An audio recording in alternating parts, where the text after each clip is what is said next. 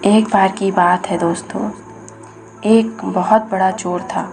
जब वह बूढ़ा हुआ तो उसके बेटे ने कहा कि यह कला मुझे भी सिखा दे, क्योंकि अब आपका क्या भरोसा है। वह चोर इतना बड़ा चोर था कि वह कभी नहीं पकड़ा गया था। सारी दुनिया उसे जानती थी कि उसने चोरी की। यह खबर सम्राट तक को थी।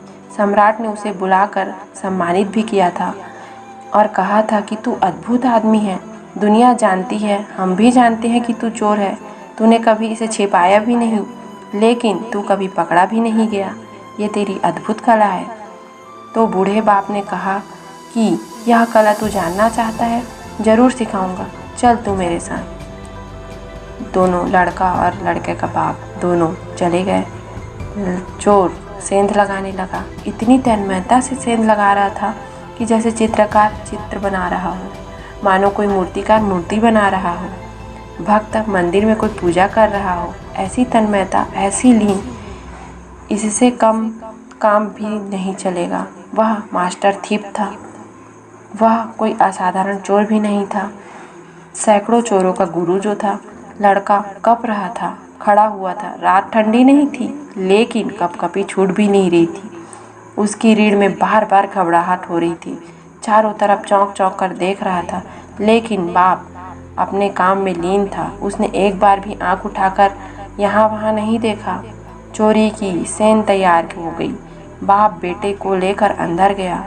बेटे के तो हाथ पैर कांप रहे थे। जिंदगी में ऐसी घबराहट मानो कभी नहीं हुई। बाप ऐसे चल रहा था जैसे वो अपना ही घर हो। वह बेटे के अंदर लेके गया। उसने दरवाजे के ताले तोड़े, फिर बहुत बड़ी अलमारी के वस्त्रों से अलमारी को खाली किया। उसने ताला खोला, बेटे को कहा कि तू अंदर जा।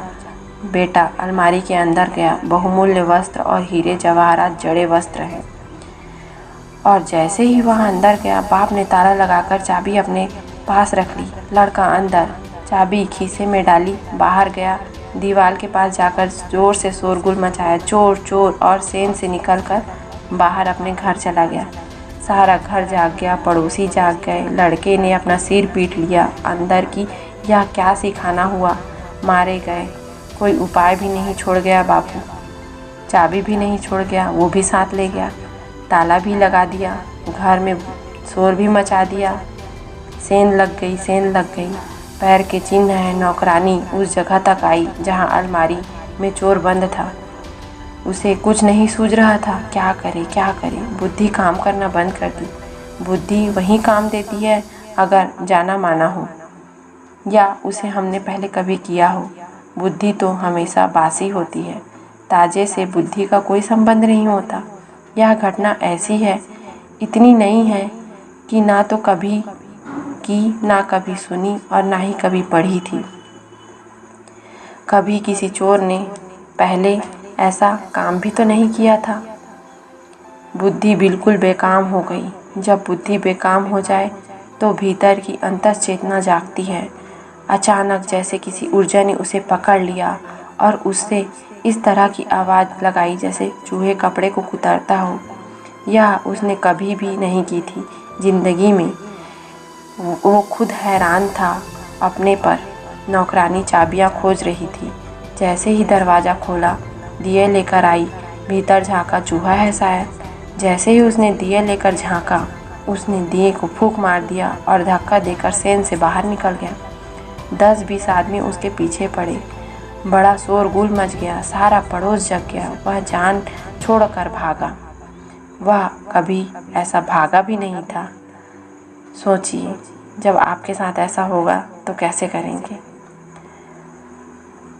वह झाड़ के पीछे खड़े होकर चुप देख रहा था। फिर वह घर चला गया और घर जाते ही अपने बापू से पूछा कि ये भी कोई सिखाना हुआ, आप बड़े आराम से सो रहे हैं। कंबल खींचा और खींचकर उसके बाप को ये सारी घटनाएं बताने लगा। आज तो मैं मर ही जाता, ऐसा बेटे ने कहा। बेटे ने कहा तो, लेकिन बापू ने कोई अचकाहट नहीं दिखाई। बापू ने कहा, बस तुझे कला आ गई, तुझे आ गई, यही कला सिखानी थी मुझे तो। लेकिन तू आखिर मेरा ही बेटा है, मेरा ही खून है, तेरे शरीर में मेरा ही खून दौड़ता है। तुझे राज मिल गया, क्योंकि चोर अगर बुद्धि से चले तो फंसेगा ही।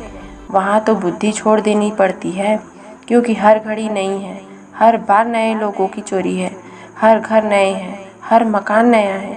पुराना अनुभव कुछ काम नहीं आता बेटा। वहाँ तो बुद्धि से चले कि उपद्रव में पड़ जाओगे, वहाँ तो अंतस चेतना से चलना पड़ता है। फकीर की इस कहानी का उल्लेख से यह हमें समझ में आता है कि ध्यान कला भी चोरी जैसी है।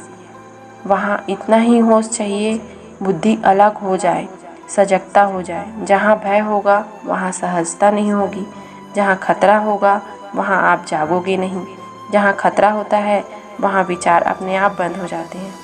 तो दोस्तों, ध्यान, हर काम के लिए ध्यान की आवश्यकता पड़ती है। ऐसा ध्यान जो सिर्फ हमारी बुद्धि को छोड़कर हमारी अंतस चेतना को जगा दे। तो दोस्तों, कैसी लगी ये कहानी? अगर आपको ये कहानी पसंद आई होगी तो मेरे चैनल को लाइक करें, सब्सक्राइब करें और शेयर करें। फिर मिलते हैं एक नई कहानी के साथ। धन्यवाद दोस्तों।